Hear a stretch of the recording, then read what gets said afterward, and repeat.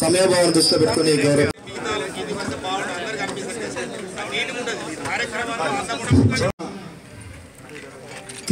క్రీడలు చిన్నప్పటి నుంచి అలవాటు చేసి తల్లిదండ్రులు చదువుకోమని చెప్తారు. రాష్ట్ర స్థాయి క్రీడోత్సవాలు జరగడం చాలా అభినందనీయం.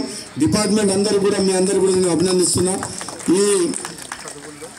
ఈ స్పోర్ట్స్ నిర్వాహకులందరూ కూడా పేరుని నేను అభినందిస్తున్నాను. ఎందుకంటే ఒక చిన్న గ్రామంలో ఇంత పెద్ద ప్రోగ్రాం తయారు చేసి రాష్ట్ర స్థాయి క్రీడలు నిర్వహించడం అంత ఈజీ కాదు.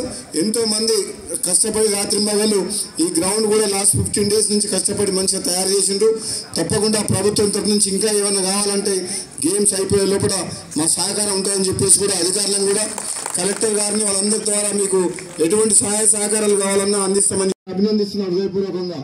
రాబోయే రోజుల్లో కూడా మీరు ఇంకా పట్టుదలతోటి గెలుపు ఓటమి కాదు ముఖ్యం, మన పట్టుదల అనేది ముఖ్యం.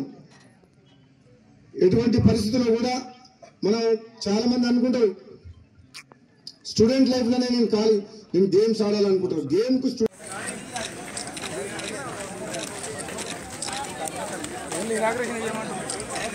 తెలియజేస్తూ ఈ గ్రామంలో 3 రోజుల పాటు జరిగే క్రీడా పండుగను గ్రామ పెద్దలు మరియు పుర ప్రముఖులు అందరూ కూడా వీక్షిస్తున్నారు.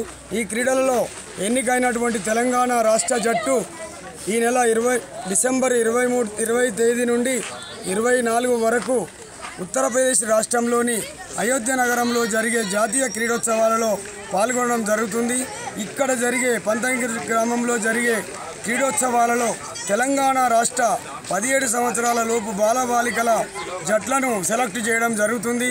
ఈ యొక్క కార్యక్రమ నిర్వాహకులకు సహకరించిన గ్రామ పెద్దలకు మరియు ప్రముఖులకు దాతలకు అధికారులకు అందరికీ కూడా పాఠశాల పక్షాన ఆర్గనైజింగ్ సెక్రటరీగా క్రీడల organizing secretary Shri P Krishnamurthy Goud నేను వారందరికీ కూడా మనస్ఫూర్తిగా ధన్యవాదాలు తెలియజేస్తున్నాం. అసలైన తొలి వెలుగు. ఫాలో వాట్సాప్ @తొలి వెలుగు official.